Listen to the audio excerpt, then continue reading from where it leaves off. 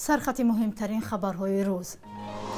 لطیفی پدروم گفت تاجیکستان میتواند در راه رسیدن به صلح در افغانستان نقش حل کننده داشته باشد. مهاجران مهنتی در روسیه میتوانند توسط گرفتن قرض به خانواده‌هایشان پول فرستند. و زلزله در پاکستان جان بیش از 20 نفر را گرفت.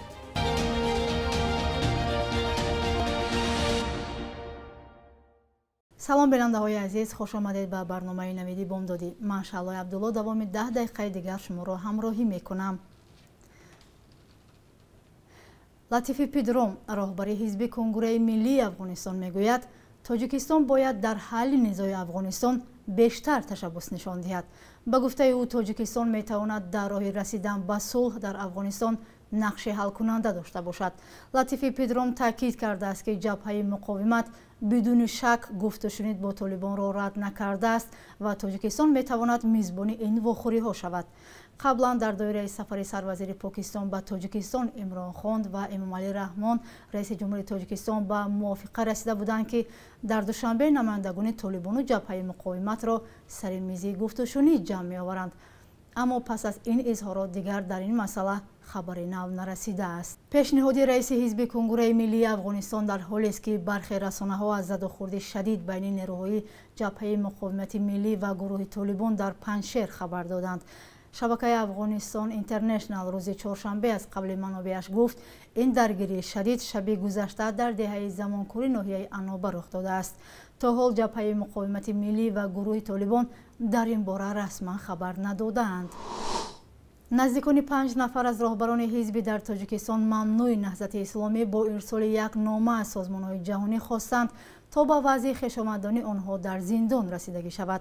پیوندان سید عمر حسین، محمد علی حید، رحمت الله رجب، زبیدالله رازق و حکمت الله سیفالله زاده در نامه خود نوشتند جان آنها در خطر است.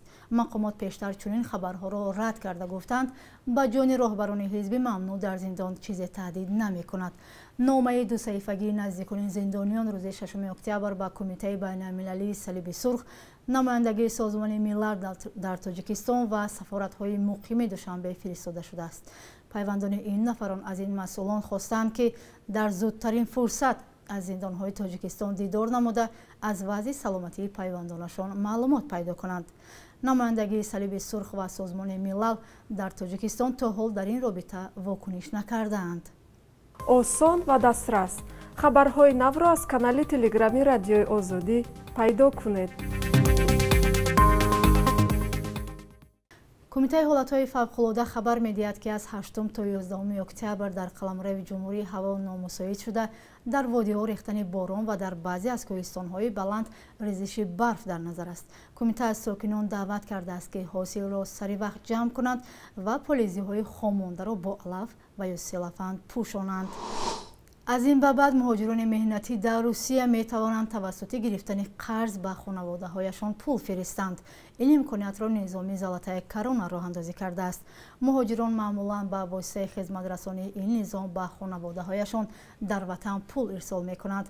همکنون در صورت پیدا شدن ضرورت وقتی مهاجر در کیسه‌اش پول ندارد می تواند با استفاده از خدمت رسانی نوی زلاتای کرونا قرض گرفته فرستند.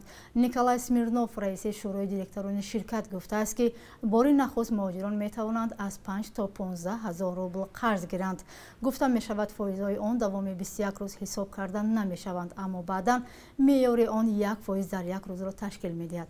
به اطلاع خبرگزاری کامرسانت ماه ایون سیستم های انتقالی پول از روسیه به کشورهای اتحادیه دولت‌های مستقل 720 میلیون دلار فرستادند که نسبت 3 سال اخیر نشاندهی بلند بوده است. به گفته این خبرگزاری هرچند شماره مهاجران مهنتی که مشتریان اساسی این نظام انتقالی مبلغ می باشند در سالهای 2020 و 2021 کاهش یافتند، اما درآمد آنها به طور نظررس افزایش یافته است. سلام، اگر خط و خبر می خواهید ما داریم. نوید بامدادی، سرخط خبرها، اخبار تاجیکستان و جهان، گزارش ها و تحلیل ها. چی می گذرد و چرا؟ دانستن فهمیدن است. زمینه یا اپی ما را بگیرید. ҷамолиддин абдуллозода вазири тандурустии тоҷикистон ба хабаргирии кӯдаке рафт ки падараш ӯро корд зада буд. мавзунаи 8 сола яке аз 3 узви хонаводаи захмишудаи ҳодисаи хунин дар Хуҷанд аст ки шаби 1 октябр аз сӯи падараш Мансур Мирзоаҳмедов бо корд захмӣ гардид. дафтари матбуоти вазорати тандурустӣ хабар медиҳад ки ҳангоми хабаргирӣ аз ин духтар абдуллозода ба табибон дастур додааст ки табобати ин духтарро бепул анҷом диҳанд. ёдовар мешавем ки падари мавзуна Мирзоаҳмедова дар заминаи як муноқишаи оилавӣ дар шаб ба ҳамсараш Умеда Мирдадоева, фарзандонаш Мавзуна ва Хумрихон бо корд ҳамла карда онҳоро шадидан захмӣ ва сипас қасд ба ҷони худ кард. дар пайи ин ҳодиса Хумрихони 11-сола хоҳари Мавзуна ба ҳалокат расид. феълан Умеда модари Мавзуна дар шуъбаи эҳёи бемористони клиникавии суғд бистарӣ аст. тоҷикистон аз бонки ҷаҳонӣ ва хазинаи байналмилалии асъор хостари кӯмаки бештари молиявӣ барои соҳаҳои иқтисодии миллӣ шудааст. тавре дафтари матбуоти вазорати рушди иқтисод ва савдои тоҷикистон хабар медиҳад, ин дархост ҳангоми вохӯрии вазири рушди иқтисод ва савдо Завқизода Завқӣ бо директори иҷроияи гурӯҳи бонки ҷаҳонӣ Катаржина Зайдел ва директори иҷроияи хазинаи байналмилалии асъор Пётр Трабинский баён шудааст. Завқизода аз директорони иҷроияи гурӯҳи бонки ҷаҳонӣ ва хазинаи байналмилалии асъор хоҳиш намудааст ки барои афзоиш додани дастгирии молиявӣ барои соҳаҳои иқтисоди миллӣ, инчунин расонидани кӯмакҳои техникӣ дар дурнамосозии макроиқтисодӣ мусоидат намоянд. бар асари зилзила дар Покистон ба камияш 20 нафар ҷон бохта, ҳудуди 300 нафар захмӣ шуданд. ба иттилои расонаҳои покистонӣ зилзилаи 5.7 дараҷаи нимашаби гузашта дар вилояти Балучистон ҳам марз бо Эрон ва Афғонистон рух додааст. рӯзномаи англисзабони Давн чопи Исломобод аз қабли мақомоти ҳолатҳои сирорӣ навишт ки хисороти дақиқи ин заминларза ҳанӯз маълум нест. ба гуфтаи мақомот эҳтимоли афзоиши талафот вуҷуд дорад. дар ҳамин ҳол хабаргузории Франс пресс навишт бисёре аз қурбониён бинобар фурӯ рехтани сақф ва девори хонаҳо ҷон бохтанд. як мақоми маҳаллӣ гуфтааст ки дар миёни қурбониён занону кӯдакон низ ҳастанд. ба гуфтаи мақомоти маҳаллӣ бинобар баста шудани роҳҳо кӯмакрасонӣ ба минтақаҳои зилзилазада ба мушкил рӯбарӯ шудааст. мақомҳои маҳаллӣ гуфтанд ки нерӯҳои кӯмакрасон ба минтақа фиристода шудаанд.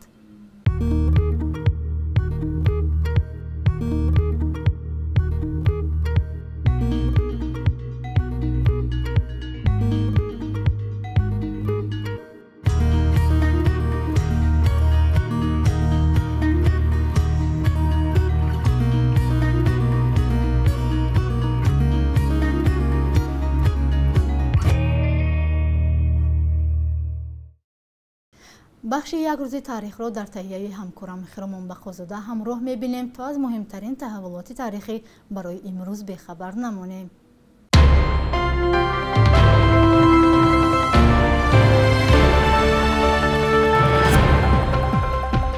7 октябри соли 1925 як сол баъди таъсиси ҷумҳурии шӯравии мухтори тоҷикистон нахустин нашриёти давлатии Ирфон таъсис шуд ки шоири номи Абулқосим Лоҳутӣ нахустин раҳбари он шуд. агар соли аввал дар ин нашриёт 8 номгӯй китоб чоп шуда бошад, дар 10 соли баъдӣ 266 номгӯи китобро аз чоп баровард ва барои рушди забони тоҷикӣ саҳмгузор шуд. асарҳои Одинаву Дохундаи Садриддин Айнӣ аз аввалин китобҳое буд ки дар инҷо нашр шуданд.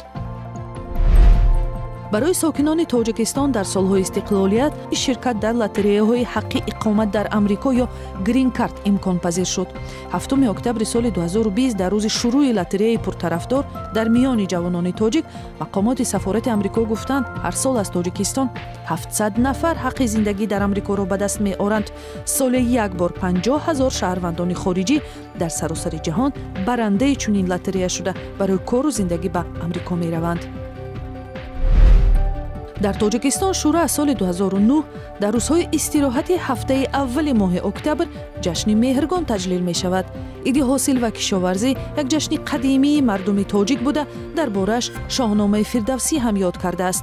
мунаққидон мегӯянд ин ҷашни қадимӣ ки бо васфу ниёиши ҳосили хубу зимистони серу пур мегузарад ба хотири камранг кардани ҷашнҳои динӣ эҳьё шудааст.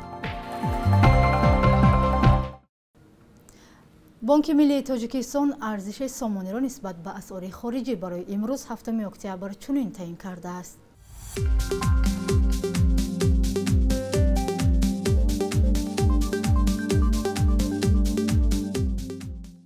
بینندگان عزیز، این برنامه نویدی بامدادی بود که تقدیم شما شد. فردا همین وقت و ساعت شما را منتظریم. خدا نگهبانتان.